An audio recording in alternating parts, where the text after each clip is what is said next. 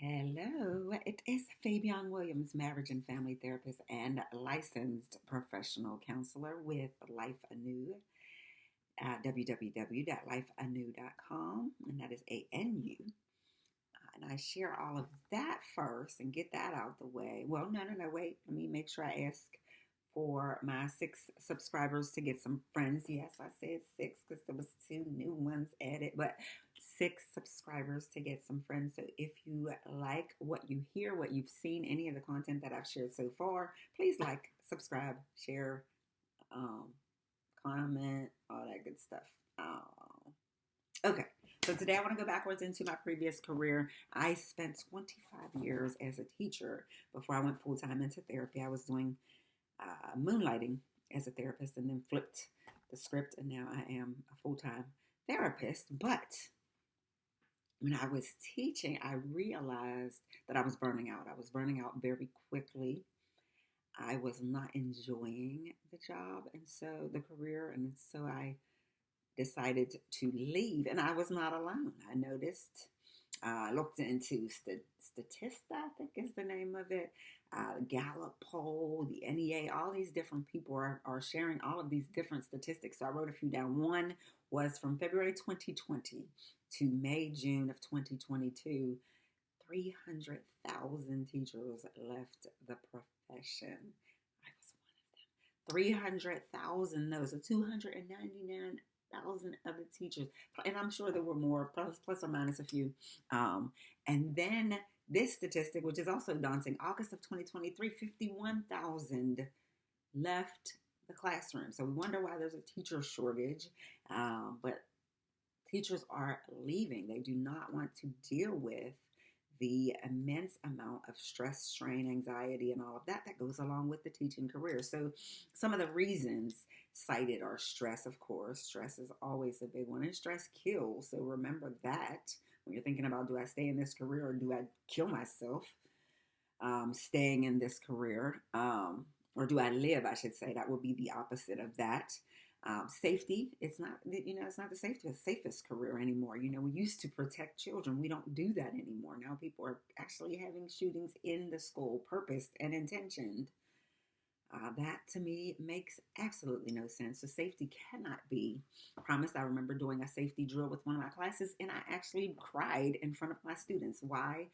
Because everything they taught us, I realized there was no way for me to protect these children if anything happened. I had a wall of windows and a door that was full of windows. So there was no way for me to hide them or protect them if anyone was to get in. I do advocate for active shooters practices though, because if the kids don't practice it, it will take them by surprise. It always takes you by surprise, of course, because nobody can really prepare for it. But at least if you've practiced it, you have some things, some norms to go to, kind of like a fire drill. Nobody complains about the fire drill. But, okay, sorry, I digress. Another issue is being everything to everybody. Everybody thinks the teachers should be able to do everything. We should be the parent. We should be the nurse. We should be the teacher. We should be the social worker. We should be the person who provides you with your food. The person who, all of that is just too much. How about unethical practices? Some of the unethical practices we were forced to do. Things like over COVID, where everybody got a C. And that was not, I should say, that was not only during COVID. There were times before. I mean, we have the district that I came from had a 50% rule, which meant that no one could score anything under 50%. Do I understand it? Yes, I get it. If somebody decides to do work later, they can never catch up. So yes, it is very difficult to give the failing grade that long span. However, it is still participation trophies when you're saying anybody who takes this gets a 50%. You could get a 50% for doing nothing, for putting your name on the paper and turning it in. We're kind of selling cake dreams. But, so unethical practices. The lack of support. I think I talked about the lack of support before. I had a very supportive administrative staff, but they didn't get support. So how could they support us if they weren't getting supported in order to support us? And then we're in the catch-22. We're back to third base. Woo! And testing. Don't forget testing. The long hours that we work in the testing, high stakes testing was horrible. Horrible. So those are some of the things that kind of drive teachers. And don't forget, COVID was like the ultimate nightmare. That was the wake up call to so many people in every different career, that I hate this and I'm not doing it anymore because life is too short. So I just want to give a few tips to teachers, and I'm sorry it took that long to intro, but that is, I just wanted to share. I guess it kind of struck a nerve with me, and the reason that I left, because it just wasn't. There were so many reasons. That's the other thing. So like when somebody's like, "Well, why did you leave the classroom?" I'm like, how much time do you have? Like it's not one thing. Um, but I want to give some tips, just a few tips for your mental health. For those of you who are those warriors, because you are warriors, I want you to pat yourself on the back. If you are still in the classroom, if you are still struggling through, if you are still walking with your head held high and helping those kids by any means necessary, you are truly warriors. And we bow down because it's not. It is not an easy task. How about that? So the first thing I want to say is giving yourself grace, giving grace to you. And I'll tell you, people are like, I don't even know how to do that. I'll tell you how to do it. Do it like you do it for other people. Every teacher I know gives grace. You console the kids. How about console yourself the way that you console the children? So giving grace requires you to love you the way that you love everybody else. Because you are the best at loving people. You're the best at helping people. You're the best at teaching people. All of that stuff. Do that for you. Make you a separate entity and say, okay, if I was going to have little Johnny in here, I would do this, this, this, and this. I've seen teachers go broke during testing week buying snacks and stuff. Like, do that for you. Do it for you. So that is grace giving. Give yourself grace. Give yourself the love that you give other people. When you mess up, don't beat yourself up. So grace giving, that's one. Peace, finding your place of peace. Mine was music. When I was in the classroom, I had an instrumental gospel. Yeah, I can share it now. What? Fire me. I had an instrumental gospel track that I played all day, 8 hours a day. I ended up having to pay for Spotify because they were like, okay, you're overusing this free subscription.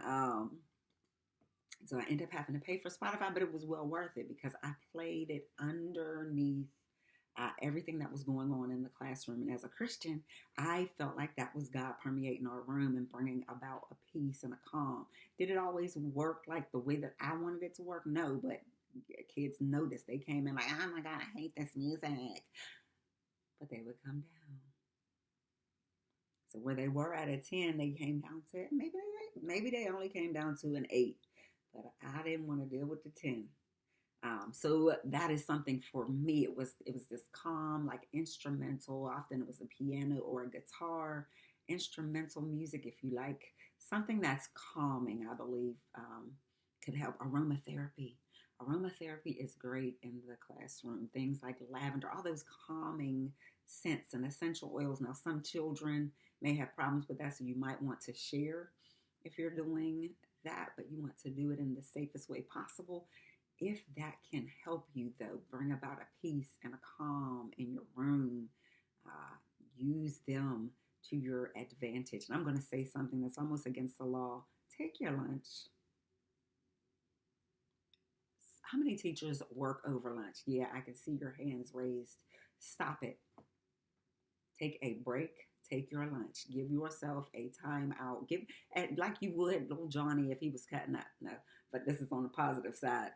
Take your break. Take your lunch. Take your breaks.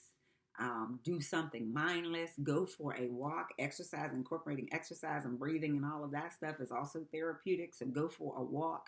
Do something for you in that time. Don't inundate yourself with children all day, especially if you have to go home with children.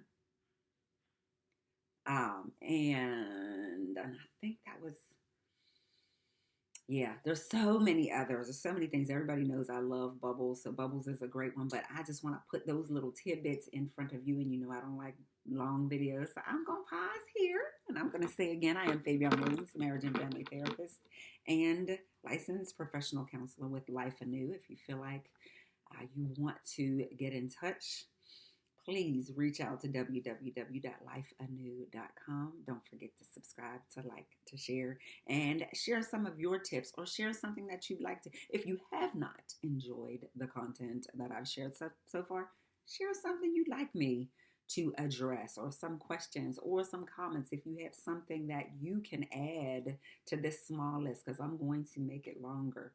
Trust, oh, trust and know. So thank you for bearing with me, and please like, subscribe, follow. My 6 followers, my 6 subscribers are like, help us. Have a great and blessed day.